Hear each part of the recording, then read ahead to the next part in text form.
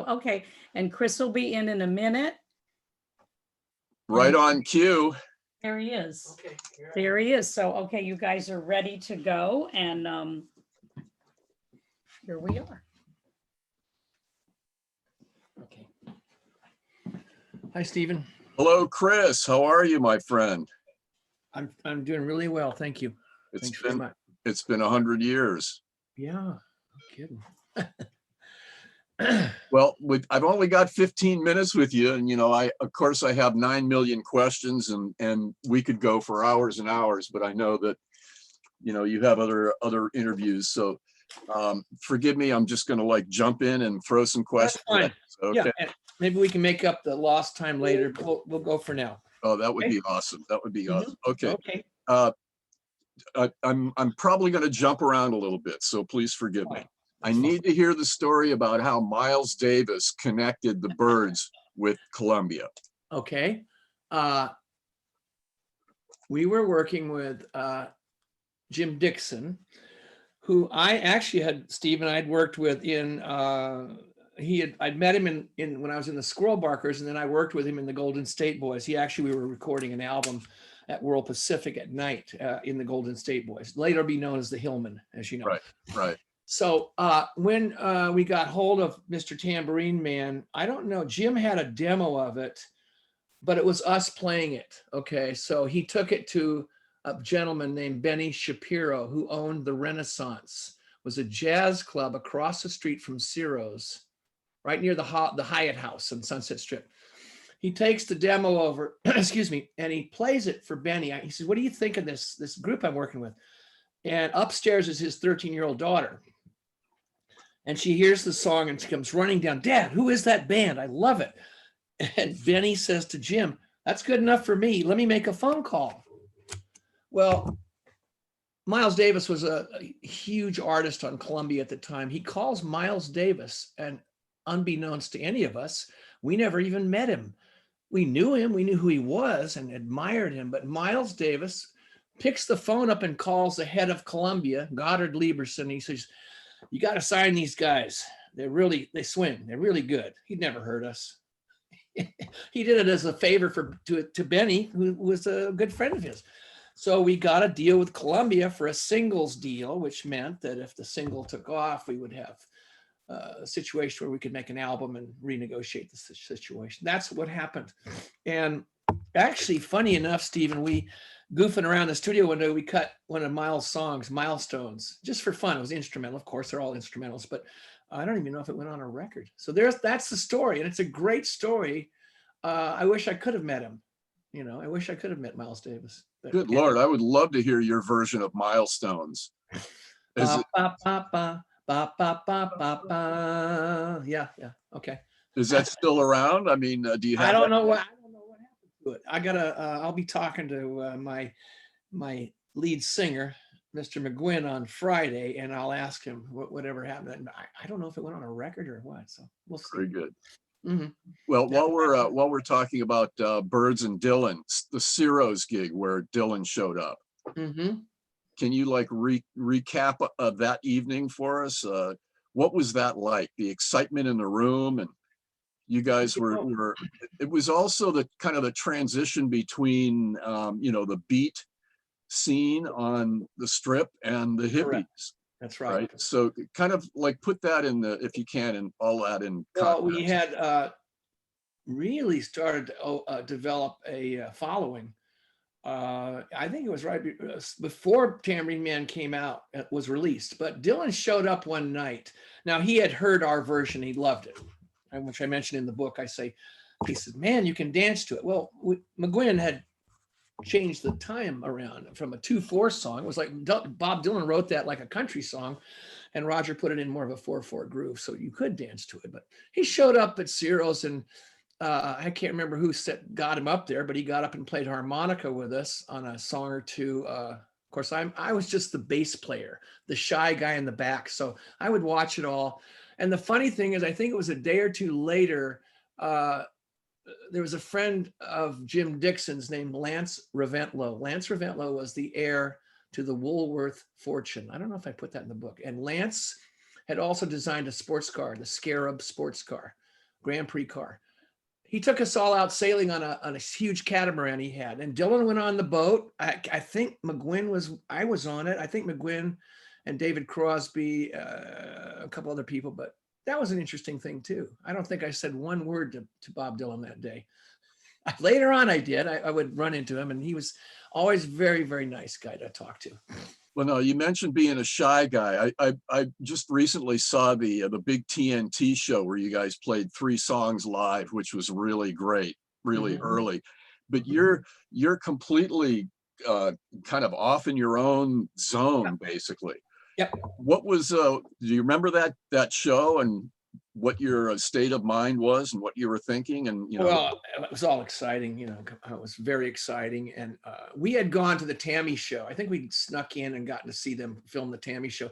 I think Michael Clark actually walked in. They thought he was Brian Jones, so he just walked in the back door, because he looked like Brian Jones. And but yeah, the TNT show is the next version of that kind of a thing. And it was a lot of fun, and it was live. It was great, so yeah. And I just, at that point in my life, having come from bluegrass, which is not necessarily the most outgoing, entertaining, you're not an entertainer in bluegrass. You're sort of serious about your music, and as I got a lot to think about. But so going into a rock band, I had to rethink it all, but I was very shy. I just played my part, and within 6 months to a year, I started to gain my confidence, and of course, went on from there.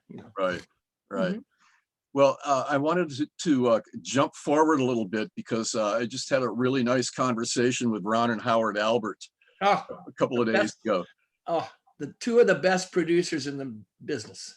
Well, the best. Yeah. They spoke very, very highly of you, and Ron was very flattered by what you wrote about him in the book. But we talked about the 3 albums that you guys worked on together. Yeah. And so I'd kind of like to do that with you, if we could, starting with the double Manassas album.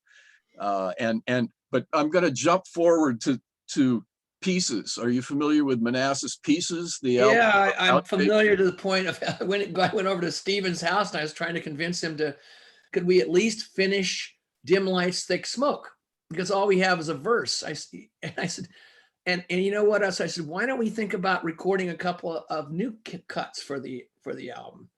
And he said, no, I want to keep it really down home. I said, really? It's down home because you didn't finish this one song. But anyway, I'm familiar with it. It's okay. Yeah. Yeah. Well, on that particular group of songs, I really, really loved your version of Panhandle Rag. Remember recording that? Is that on Pieces album? Yeah. Because I know we cut it on Ever Call Ready, Al and Bernie Ledden and I. Yeah, that was later, but this was an earlier version, and Lala's playing box. Yeah. This is the one where one of the guys, it might have been Berline, said while you're in the middle of your mandolin solo, he says Curly Hillman on the mandolin. Oh yeah. You remember that? Yes, I do. Yeah. Who was that? Berline that said that? Yes, I'm certainly certain it was. Certain it was. Great. I have to go look at that thing, get that CD out and listen to that. Yeah, I forgot about that. Yeah. Some really good stuff, and a couple of things were obviously re-recorded for later albums by you guys individually, but it holds up as an album by itself. I was like shocked. I thought it was going to be just pieces, but there's actually some. I really have to revisit that. Yeah. Well, let's go ahead. We were having fun that day and just playing, I think, is what happened. And I don't think Stephen played on Panhandle Rag. I couldn't conceive of him playing on that, but it was probably Al, Byron, and I, and something else, and Joe. Yeah. Okay. Yeah. First week in Miami. Okay. So you got the call from Stephen. He says, and you were kind of at a weird place at that time, right? And when you got the call from him. Well, yeah, I'll tell you, I had taken the burritos as far as I could. In fact, we really were doing well. We were doing incredible business. We had done 2 albums without Parsons. We did the Blue album, eponymous Flying Burrito Brothers. but it was a good album. And Rick Roberts was in the band. And then the last one we did was Last of the Red Hot Burritos, which was a live album, which was a great album. Fantastic. Yes.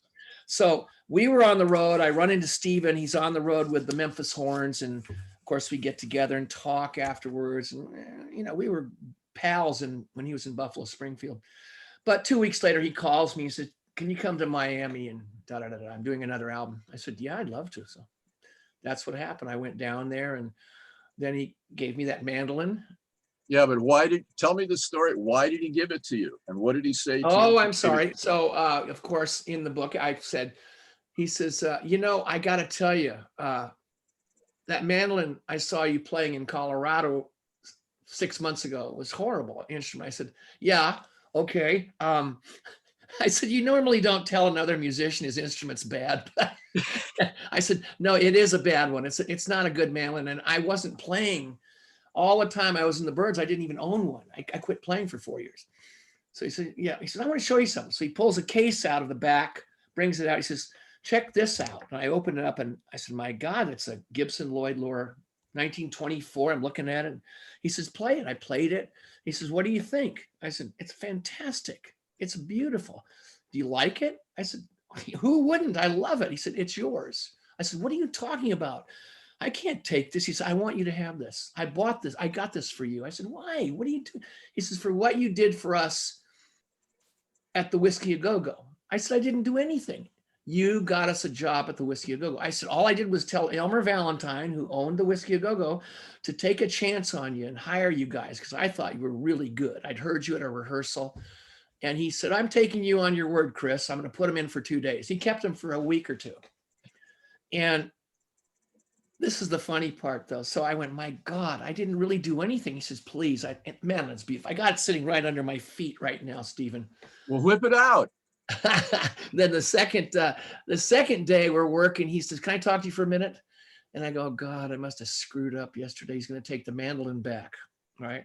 Oh, God, what did I do? And he says, what do you think about putting a band together with the guys you've been working with in the sessions? I went, took me 2 seconds. I went, yeah. He said, let's do it. And I said, I'd love to. And Stephen, to me, Stephen Stills, it was at the top of his game, 1973, 72, 73. I mean, he was singing great. He was playing great. The concept of Manassas went from a single album to a double. And then he comes up with these parts, these little vignettes of the country part and the rock part and the blues part, whatever. So it was a great album. And we went gold on that thing. Double album, went top 5. Yeah, I mean, I think what everybody loved about it was the smorgasbord. I mean, It was really a showcase of all kinds of American music, and it all really worked so well. Yeah, it was a great band. I had so much fun in that band, and we played all over the world, and it was great. I learned a lot of music from Stephen. I really did. His acoustic guitar playing alone, I learned a lot from him. I learned a lot of songwriting tips, little things like we'd start writing a song together and it wouldn't work. He'd always save everything. And I go, are you going to save that lyric? He says, yeah, you never know. Because a year from now I might need, and this might be the lyric that fits. And I said, God, I never thought of that. Yeah. So I did that. From then on, I'd always save everything.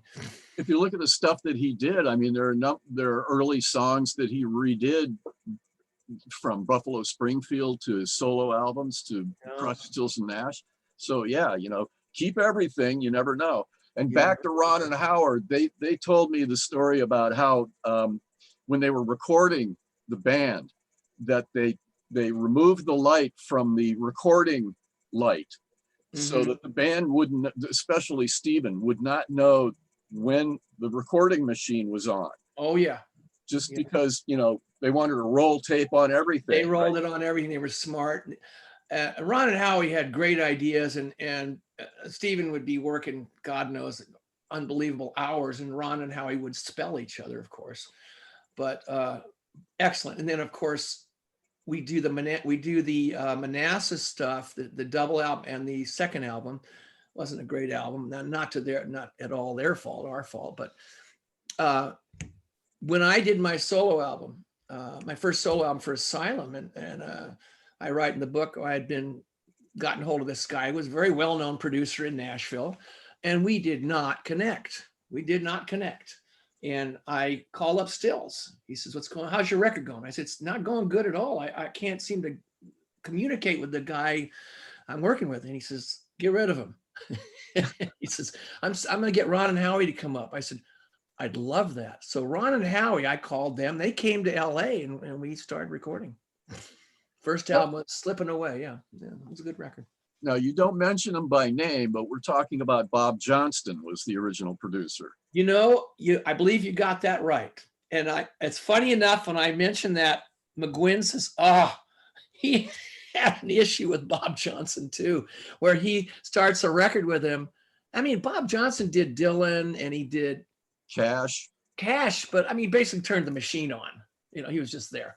Right. He wasn't a bad guy, but my God, it's when he said to me, "You'll love this." He said, "All we got to do, Chris, is get these guys some organic apple juice and they'll play the tracks just like you want them." I went, "What? What are you talking about?" So Bob and I parted company and he was not happy. "You can't do that. You can't fire me." I said, "I'm sorry, it's not working. It's not working." Well, no, all the sessions that you did with Ron and Howard were in Miami, with the exception of this one. You worked at Cherokee and That's right. It was one or Cherokee. two other LA studios, right? Correct. Cherokee, yeah. Now, when you were in, and you mentioned this in the book in a couple of places, when you went to Miami, you stayed at a house that was being leased. Correct. Okay, so do you remember anything about that arrangement? Do you remember Cindy Johnson and Jerry Jenkins and Home at Last? No, I don't.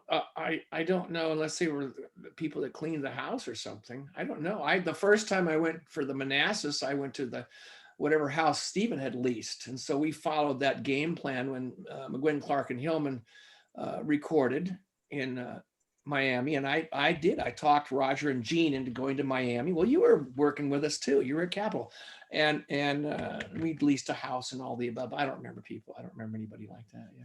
So Well, real quickly, the story is that Ron and Howard at Criteria met these two girls who I went to high school with, and they formed a concierge company, basically, that provided the lodging and food and all of the other stuff, no drugs or sex, for the musicians who were in town recording at Criteria. So they didn't have to stay at a hotel. They would stay at, some big mansion on the beach that these two girls set up. So their business was called Home at Last, and they did 40 different albums. They worked with the Bee Gees and all kinds of people. But anyway, I wondered how we got into finding those houses. I don't.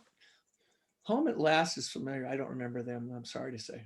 No worries. Yeah. So you mentioned McGuinn, Clark, and Hillman. Let's put that together. You and there was a deal afoot at Capitol for Roger, and then what happened after that? As far as I know, that the deal was for Gene and Roger, and then Ron Rainey was their manager, I think. Yeah. And they added me to the deal, and it became a little more lucrative for everyone. I don't know why. It wasn't because of me, but it was just that 3 birds better than 2 or something. But I liked McGuinn, Clark, and Hillman. I'll tell you, it was a good band.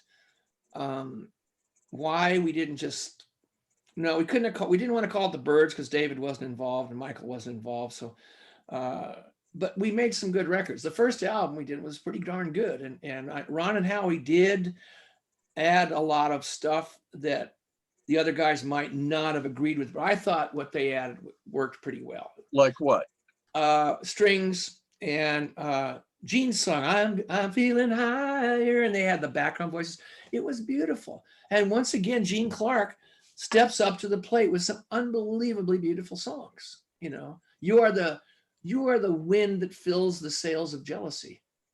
I mean, he was writing lyrics like that, Stephen, and when he was 19, and we're going, my God. And I asked David Crosby once. I said, actually, David was working with me on the Petty album, and I said, "Did you ever see Gene read a book when we were on the road?" He said, "No." "Did you?" And I said, "No." I said, "Where did he get that?" He said, "I don't know." he would come up with the most beautiful poetic lyrics. We aspired, all of us, to be able to write that well. And he was prolific. He would write 3-4 songs a week. But a wonderful guy. I mean, I worked on just about every record he did after the Byrds, but a tortured soul, I'm sorry to say. He lasted a long time. But he was really a talented guy. He really was. You know that because you were around him. Yeah. Well, you know, working with him in bands, you know, you kind of lost him twice. You know, you lost him in the Byrds, and then lost. Ron and Howie were pulling their hair out when Gene was doing his lead vocals on that album, and because he wasn't prepared, and you know, they're very patient. He had to have been to work with the Manassas band, but they were having a lot of. They told me, I said, man, I can't get Gene to sing this. He's a good singer. I said, yeah, he's a real good singer. But anyway, it all got done, and everything went where it was going to go. Well, no, there was a tour afterward that was pretty successful. You guys hooked up with John Sambatero, and yeah, Johnny, great player, great singer, great friend of mine. And then we had Johnny. We had one of my favorite drummers, Greg Thomas, who I think is not with us anymore. He had Parkinson's, but Greg was such a good drummer. And I loved playing bass to Greg Thomas. He was so much fun. And Johnny, they were great. It was a good band. It was a good band. Well, Chris, I know we're running late here, but I got to get one more thread in here having to do with Bakersfield. Okay. Now the Bakersfield story runs through your book pretty much from Bill Smith in 1961 playing you Buck Owens first. You know, the first time you heard Buck Owens, all the way forward to, you know, Desert Rose Band and J.D. Manis and you know, West Coast Country and meeting Buck and Dwight Yoakam and it's so, I mean, can you like trace that Bakersfield and the whole West Coast country thing that, you know, DRB represented? Well, you know, I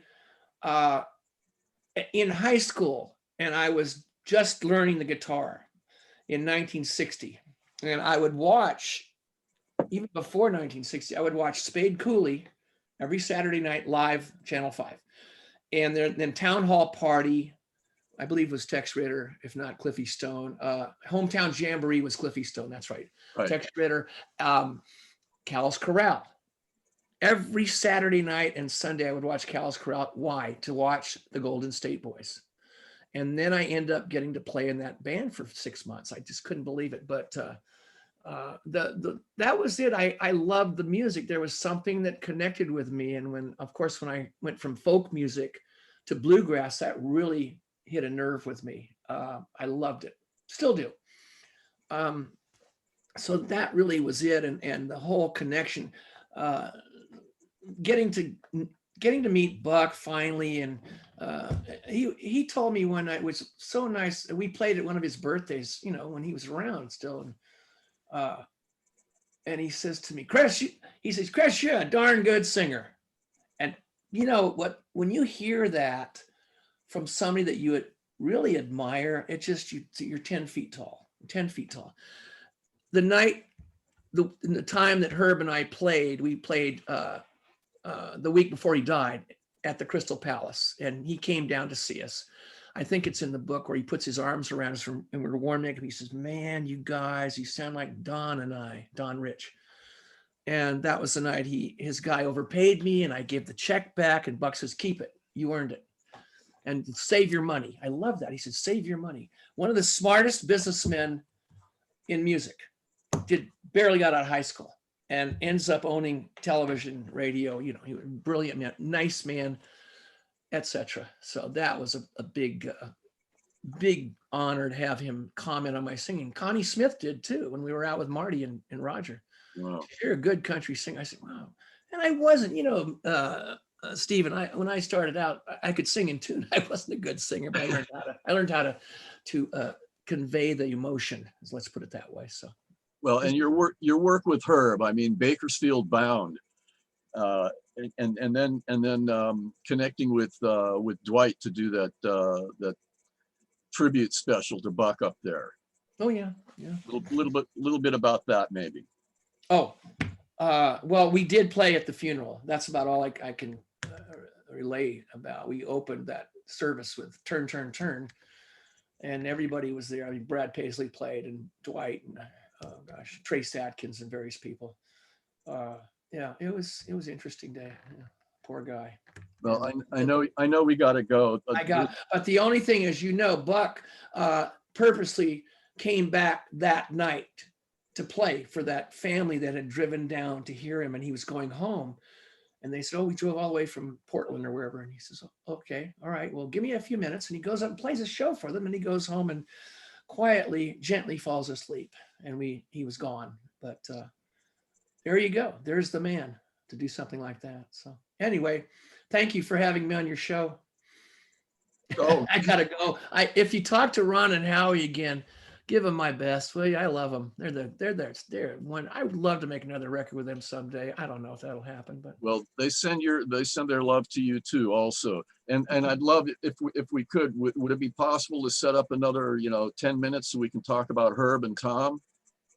yeah, we could do that. Okay. Go through Carrie, and we'll get that going. That's All fine, right. Stephen. Yeah, Okay. especially Tom Brumley, of course. Yeah. So, All right, buddy. I'm sorry, but I really have got to do something. So we'll do 10 more, okay? okay, you got it. Thanks, buddy. 15, Have a we'll do great 50. one. Thank Love you, to man. Connie, love to the kids. Be well. Thank you, Stephen. Thanks very much. Thank you. Bye, buddy.